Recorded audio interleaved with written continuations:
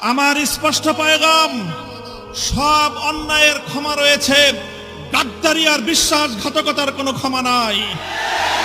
আল্লাহর জমিনে আল্লাহর দ্বীনের ঝান্ডা সমুন্নত রাখতে, আল্লাহর পয়গম্বরের ইজ্জতের হেফাজত করতে, এদেশের নাস্তিক্যবাদকে রুখতে, এদেশে ইসলামকে উপড়ে ফেলার সকল ষড়যন্ত্রকে রুখার জন্য যদি এর চেয়ে বড় ত্যাগ এবং কোরবানির প্রয়োজন হয়, হাসি মুখে আমরা সেই ত্যাগ করতে প্রস্তুত রয়েছি।